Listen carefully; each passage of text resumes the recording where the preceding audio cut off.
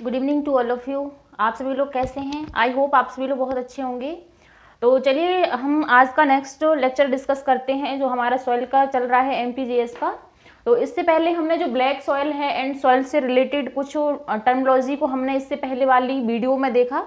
इसमें हम सॉइल के टाइप देख रहे हैं। इससे पहले वाली वीडियो में ब्लैक सॉइल को हमने डिस्कस कर लिया है एंड इसमें देखेंगे हम एलुवियल सॉइल, मिक्स्ड सॉइल है ना, yellow soil and other soils जो हैं, सॉइल कंजर्वेशन है, वो सारे टॉपिक्स हम इस वाली वीडियो में देखेंगे, है ना। तो आप लोग बने रहिए इसी तरीके से एंड वीडियो अच्छी लगती है तो लाइक कीजिए और अगर अच्छी नहीं लगती है तो डिसलाइक भी कीजिए एंड कमेंट कीजिए क्या प्रॉब्लम है और क्या आपको समझ नहीं आया है, वीडियो की क्वालिटी में क्या इम्प्रूवमेंट चाहते हैं आप, तो उस तरीके से आप बता सकते हैं कमेंट बॉक्स में, है ना। तो चलिए डिस्कस करते हैं आज का लेक्चर। इसमें हम पढ़ेंगे एलुवियल सॉइल। तो एलुवियल सॉइल है जो हमारा एमपी है, एमपी के कौन से रीजन में पाई जाती है ना। तो ये हमारा एमपी का मैप है, रफ मैप बना के देखते हैं कि कहाँ पर जो हमारी एलुवियल सॉइल है वो पाई जाती है ना। तो इस तरीके से हम जो हमारा एमपी है उसका कुछ रफ मैप है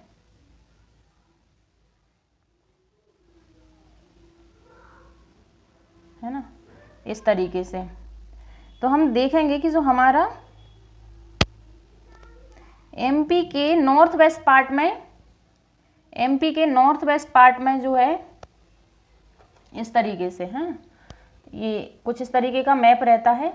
जो हमारा एमपी है, एमपी के इस वाले पार्ट में, नॉर्थ वेस्ट वाले पार्ट में, इस पार्ट में हमारी जो पाई जाती है वो एलुवियल सॉइल पाई जाती है ना। तो ये वाला जो पार्ट है ये हमारी जो गंगा है, चंबल रिवर है एंड जो अदर रिवर्स हैं उनके उसमें पाया जाता है, उसके रीजन में पाया जाता है। जिससे क्या होता है, जो एलुवियल सॉइल होती है वो जो रिवर्स हैं, रिवर्स फ्लो होती हैं, जो रिवर्स अपने साथ जो भी सिल्ट, कंकड़, पत्थर, जो भी सैंड लेके आती हैं वो क्या करती हैं, अपने आसपास वाले रीजन में डिपॉजिट कर देती हैं। उससे जो रिवर का आसपास वाला रीजन रहता है उसमें डिपॉजिट कर देती हैं। तो ये इसी सॉइल को हम बोल देते हैं डिपोजिशनल सॉइल। जो एलुवियल सॉइल है वो डिपोजिशनल सॉइल है ना, क्योंकि जो डिपॉजिट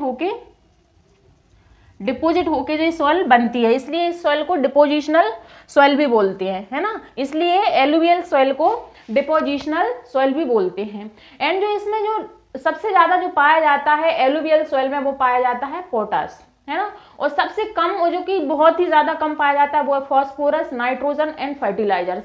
इसलिए क्या होता है कि जो भी एलुवियल सॉइल है उसमें जब भी हम क्रॉप को उगाते हैं तो हमें फर्टिलाइजर्स की ज़रूरत पड़ती है। यूरिया है, डीएपी है, बहुत सारे फर्टिलाइजर्स होते हैं, नाइट्रोजन भी मिलाया जाता है जिससे कि वहाँ पर जो क्रॉप हम उगा रहे हैं वो अच्छे से उग सके, उसे न्यूट्रिएंट्स मिल सके, है ना। तो इसमें फॉस्फोरस, नाइट्रोजन एंड फर्टिलाइजर्स की कमी रहती है। एंड पोटास इस सॉइल में बहुत ज़्यादा पाया जाता है, मतलब रिच रहती है ये पोटास में, है ना।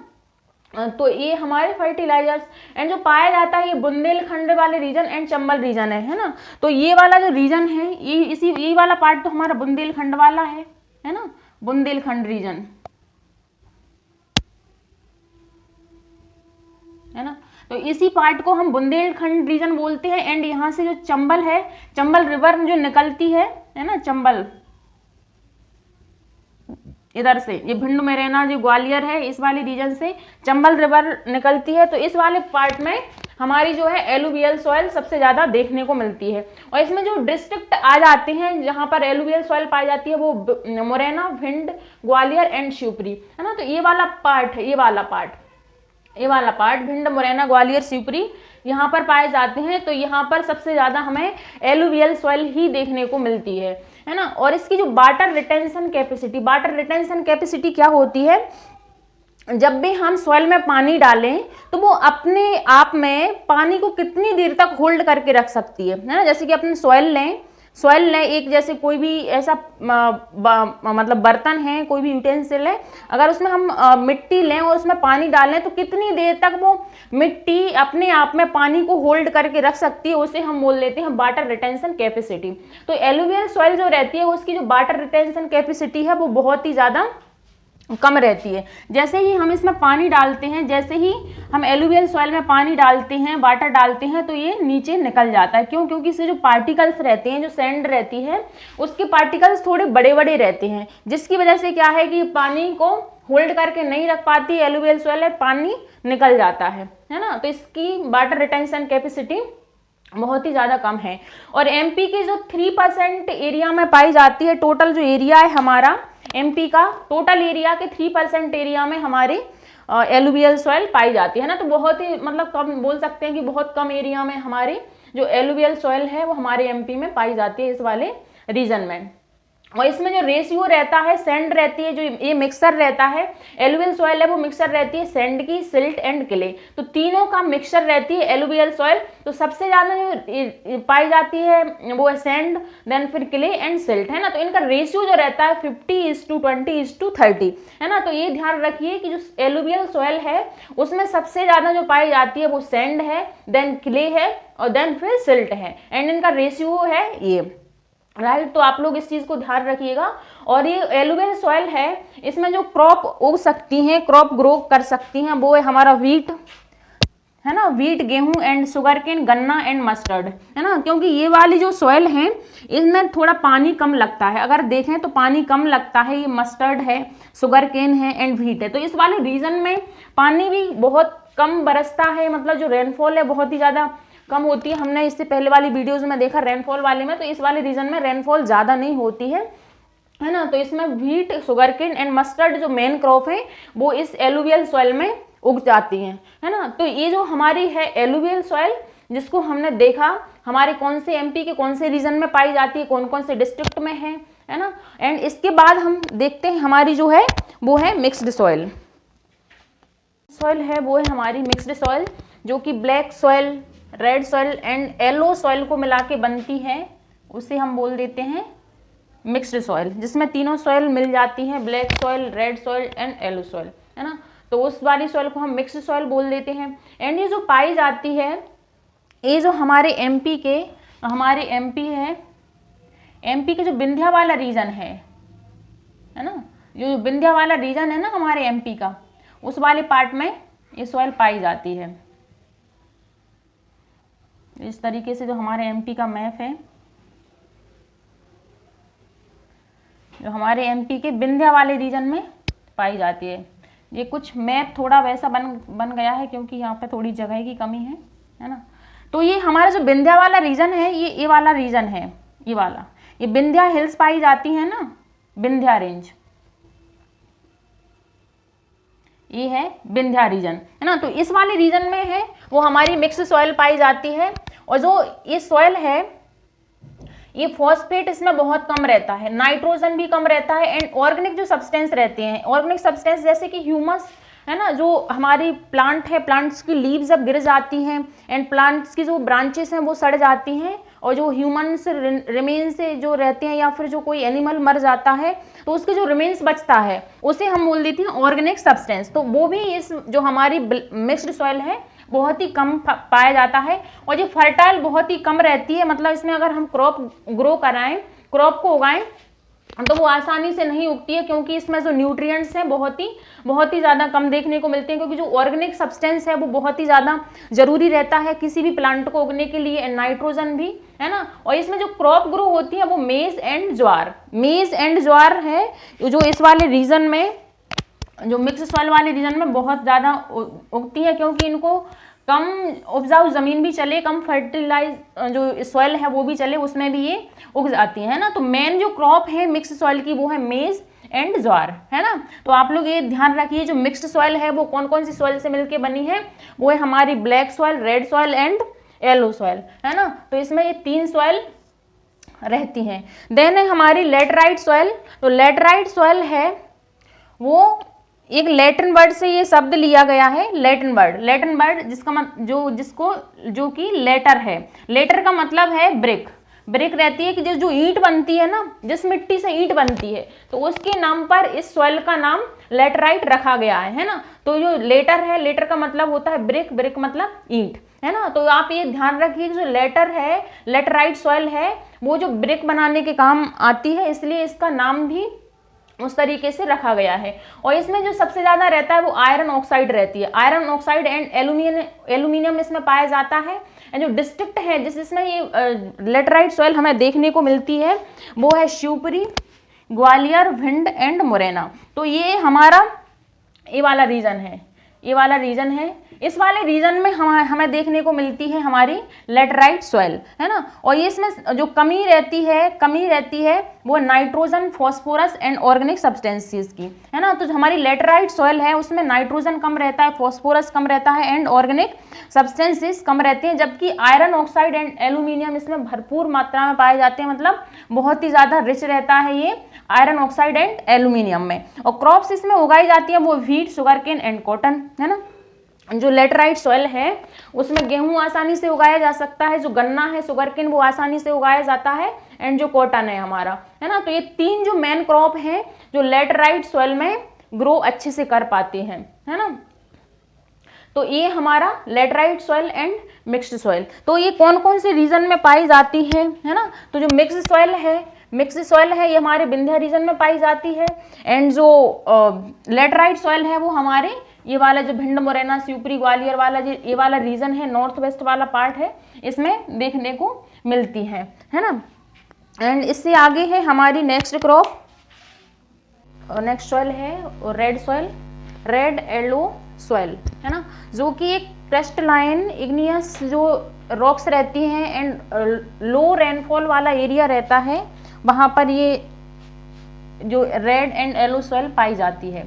क्रिस्टलाइन इग्नियस रॉक्स कौन सी रहती है, जब वोल्केनो आता है इस तरीके से जो लावा निकलता है वो इधर जम जाता है, तो इस वाले एरिया में, है ना, तो जो एक छोटे छोटे पार्टिकल्स में, छोटे छोटे क्रिस्टलाइन फॉर्म में ये जो इग्नियस रॉक्स बन जाती हैं, है ना, इग्नियस रॉक्स बन जाती हैं, है ना। तो वहां पर ये क्या है, ये वाली जो रेड एंड येलो सॉइल का फॉर्मेशन होता है ना। क्रिस्टलाइन इग्नियस रॉक्स वो रहती है जो लावा से डायरेक्ट निकल के जो जम जाता है लावा, उसके बाद जो रॉक्स बन जाती है उन्हें हम बोल देते हैं इग्नियस रॉक्स, है ना। एंड लो रेनफॉल वाला एरिया रहता है जहां पर रेनफॉल कम होती है, वहां पर जो रेड एंड येलो सॉइल ज्यादा पाई जाती है। और इसका जो कलर रहता है रेड, वो इस वजह से रहता है क्योंकि जो आयरन इसमें पाया जाता है, रेड एंड येलो सॉइल में जो आयरन पाया जाता है उसका ऑक्सीडेशन हो जाता है। ऑक्सीडेशन मतलब आयरन के साथ जब ऑक्सीजन मिल जाती है तो आयरन ऑक्साइड बन जाता है ना। ये आयरन प्लस ऑक्सीजन जब इसमें मिल जाएगी तो ये क्या बना लेता है, आयरन ऑक्साइड, है ना। तो आयरन ऑक्साइड जब ये बना लेता है ना, तो तब इसका जो कलर है, उसकी वजह से जो कलर है इस सॉइल का कलर रेड हमको देखने को मिलता है। और ये पुअर इन नाइट्रोजन, मतलब नाइट्रोजन जो रेड एंड येलो सॉइल है बहुत ही कम देखने को मिलती है। एंड फॉस्फोरस एंड ह्यूमस क्या होता है, जो प्लांट्स रहते हैं, प्लांट्स की लीव्स जब सड़ जाती हैं, प्लांट्स की लीव्स, प्लांट की ब्रांचेस, है ना, तो उससे जो ब्लैक सब्सटेंस बन जाता है सॉइल में, उसको हम बोल देते हैं ह्यूमस, है ना। और बुंदेलखंड एंड बघेलखंड जो रीजन है हमारे एमपी का, हम मैप में देखेंगे, जो हमारे एमपी का बुंदेलखंड एंड बघेलखंड का जो रीजन है वहां पर ये देखने को मिलती है ना। तो ये हमारा एमपी का मैप, इस तरीके से हम छोटा सा मैप बनाते हैं, है ना। ज्यादा क्लियर तो नहीं बनेगा क्योंकि अच्छा मैप बनने के लिए स्पेस चाहिए, है ना। तो इस तरीके का जो हम मैप बना देते हैं, तो हमारा जो कौन सा बुंदेलखंड एंड बघेलखंड का ये वाला हमारा रीजन है बुंदेलखंड, ये पूरा बुंदेलखंड में आ जाता है। और ये आ जाता हमारा बघेलखंड में, ये वाला रीजन, है ना। ये वाला हमारा जो रीजन है ये आ जाता है बघेलखंड में, जहां पर ये जो हमारी सॉइल है रेड एंड येलो सॉइल देखने को मिलती है ना। तो ये हमारा बुंदेलखंड, ये हमारा बघेलखंड, है ना। तो बुंदेलखंड एंड बघेलखंड वाले रीजन में हमको रेड एंड येलो सॉइल देखने को मिलती है। और जो इसका येलो कलर होता है वो फेरिक ऑक्साइड होती है, जो फेरिक ऑक्साइड रहती है उसकी वजह से इसका कलर है वो येलो होता है ना। जो फेरिक ऑक्साइड है उसकी वजह से इसका कलर येलो होता है। और आयरन की ऑक्सीडेशन होने से इसका कलर रेड होता है। और जो ज़्यादातर ये इसका जो pH है वो है 5.5 से 8.5 तक, मतलब ये एसिडिक भी है red and yellow soil, and ये बेसिक भी, दोनों में ही ये देखने को मिलती है ना, मतलब एसिडिक एंड बेसिक दोनों टाइप की ये सॉइल है, जिसका pH है 5.5 से 8.5 तक। और इसे टोटल जो हमारे एमपी का एरिया है उसके टोटल एरिया के 37 पार्ट्स पर ये पाई जाती है। तो हमारा ये वाला पूरा पार्ट है हमारे एमपी का 37 पार्ट पर ऑलमोस्ट जो रेड एंड येलो सॉइल देखने को मिलती है। और डिस्ट्रिक्ट कौन कौन से है वो मंडला, बालाघाट, सीधी एंड शहडोल, है ना। तो इसमें जो मंडला है, Balaghat and Sidhi and Shahdol है, तो इधर ये पाए जाते हैं। तो वहां पर ये हमारी जो क्रॉप है, जो सॉइल है रेड एंड येलो सॉइल देखने को मिलती है ना। और ये ज़्यादातर ये फर्टाइल भी है, ये फर्टाइल भी देखने को मिलती है। इसमें वेरियस क्रॉप्स भी उगाई जाती हैं इस वाली सॉइल में, है ना। तो ये हमारी टाइप्स ऑफ सॉइल थी। हमारे एमपी में कौन कौन सी सॉइल पाई जाती हैं, है ना। एक वर्ड है सॉइल इरोजन। तो सॉइल इरोजन क्या होता है, जब सॉइल रहती है, जब सॉइल इस तरीके से रहती है सरफेस पर, हमारी जो अर्थ सरफेस है, हमारी अर्थ सरफेस का जो ऊपरी वाला पार्ट रहता है, सबसे अपर पार्ट रहता है, वहां पर ये हमें सॉइल देखने को मिलती है। तो ये विंड की वजह से या वाटर की वजह से जो ऊपर जो सॉइल पाई जाती है अपर पार्ट में, ये क्या होती है, एक जगह से जाके दूसरी जगह, किसी दूसरी जगह शिफ्ट हो जाती है। तो जो ये वाली जगह है, ये क्या होगी, यहाँ पर जो सॉइल है, ऊपर की सॉइल हट जाएगी एंड दूसरी जगह जाके ये डिपोजिट हो जाती है ना। तो इस तरीके से यहाँ का जो सॉइल का हटना, सॉइल पास आउट हो जाती है, मतलब यहाँ से होके इधर कहीं दूसरी जगह पानी के थ्रू या वाटर के थ्रू या फिर विंड के थ्रू या अदर मीन्स के थ्रू ये दूसरी जगह पहुंच जाती है, उसको हम बोल देते हैं सॉइल इरोजन।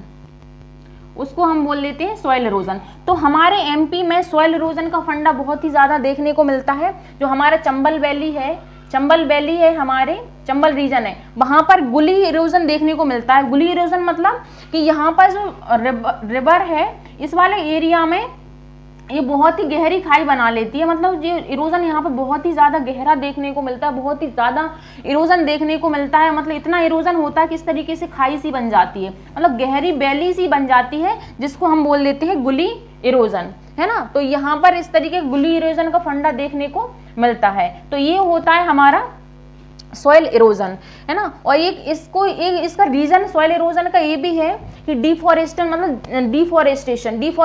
मतलब कि जो फॉरेस्ट है, प्लांट्स है, उनको काटना, उनके काटने को हम बोल देते हैं डिफॉरेस्टेशन। मतलब जो हमारे फॉरेस्ट कवर है, फॉरेस्ट एरिया है, उसका कम होना, उसे हम बोल देते हैं डिफॉरेस्टेशन। तो आज की डेट में डिफॉरेस्टेशन बहुत ही ज़्यादा हो रहा है, क्योंकि जो कल्टीवेशन का एरिया है वो बढ़ाया जा रहा है एंड वेरियस फैक्ट्रीज या बिल्डिंग्स को इस्टेब्लिश किया जा रहा है, जिसकी वजह से डिफॉरेस्टेशन किया जा रहा है। तो ये अल्टीमेटली ये एक रीज़न है सॉइल इरोजन का, क्योंकि जो प्लांट्स की जो जड़ें रहती हैं, रूट्स रहती हैं, वो सॉइल को बांध के रखती है। इस तरीके से प्लांट्स की जो जड़ें हैं बहुत ही नीचे तक जाती हैं, जो कि यहाँ की सॉइल को, वो अपने आसपास की सॉइल को बांधे रखती हैं, जिससे कि जो सॉइल है, सॉइल इरोजन बच जाता है। मतलब जो यहाँ की मिट्टी है एक जगह से दूसरी जगह नहीं जा पाती है। तो ये जो प्लांट्स हैं, फॉरेस्ट हैं, वो सॉइल इरोजन को प्रिवेंट करते हैं, है ना। एंड सॉइल का कंजर्वेशन किस तरीके से किया जा सकता है, वो है, उसके कुछ बेस यहाँ पर दिए गए हैं। जीरो टिलेज का फार्मिंग का मतलब है कि जब भी हम क्रॉप उगाते हैं और फिर हम क्या कर देते हैं, वहाँ पर जुताई कर देते हैं। क्रॉप उगाने के बाद, क्रॉप को हार्वेस्ट करने के बाद हम अपने जो भी हमारा फील्ड है उसकी जुताई कर देते हैं, जिससे कि क्या होता है, यहाँ का जो प्लांट्स हैं, जो छोटे छोटे प्लांट्स ग्रो हुए हैं जब हम किसी क्रॉप को उगा रहे थे, तो वो यहाँ के ख़त्म हो जाते, जिससे कि क्या होता है कि यहाँ की जो सॉइल है वो मतलब लूज हो जाती है। तो जब भी हवा चलेगी या ज़्यादा बारिश होगी, उसकी वजह से यहाँ की जो सॉइल है वो क्या होगी, दूसरी जगह शिफ्ट हो जाएगी और यहाँ की जो ज़मीन है वो फर्टाइल नहीं रहेगी, है ना। तो हम इसका मतलब ये है कि हम जब भी हम क्रॉप को उगाते हैं, फार्मिंग करते हैं, तो हमें उसकी जो जुताई है प्लगिंग हाल में नहीं करना चाहिए, हमें उसे ऐसे ही छोड़ देना चाहिए, जिससे कि जो यहाँ के जो प्लांट्स हैं वो सॉइल को बांध के रखें, जिससे कि पानी बरसे या फिर हवा चले तेज, तो वो वहाँ की मिट्टी उड़ के ना जाए, है ना। तो इसे हम बोल देते हैं जीरो जीरो टिलेज फार्मिंग, है ना। तो हमें जीरो टिलेज फार्मिंग पर ध्यान देना चाहिए, है ना। तो ये होता है जीरो। और टेरेस फार्मिंग होता है दूसरा, टेरेस फार्मिंग का मतलब ये है जो भी जो माउंटेनियस रीजन रहता है इस तरीके से, तो हमें यहाँ पर जब क्रॉप करते हैं तो हमें इस तरीके से इनकी जुताई नहीं करनी चाहिए कि हम इस तरीके से हार्वेस्टर लगाएं कि यहाँ की मिट्टी नीचे पहुंच जाए। तो हमें इस तरीके की प्लगिंग ना करके हमें इसको इस तरीके से करना चाहिए, है ना, जिससे कि जो पानी है, जब भी बारिश होती है पानी, तो यहाँ का जो पानी है वो पानी की वजह से जो सॉइल बहे नहीं, पानी की जो स्पीड है वो कम हो जाए। पानी की स्पीड जब कम हो जाएगी तो यहाँ की जो सॉइल है वो नीचे बहकर नहीं जाएगी, जिससे कि क्या होगा, यहाँ की जो मिट्टी है वो बच जाएगी, है ना। तो इसे बोल देते हम टेरेस फार्मिंग। टेरेस मतलब जो हिली एरिया में जो हम फार्मिंग करते हैं उसे बोल लेते हम टेरेस फार्मिंग, है ना, इसे हम बोल लेते हैं टेरेस फार्मिंग, राइट।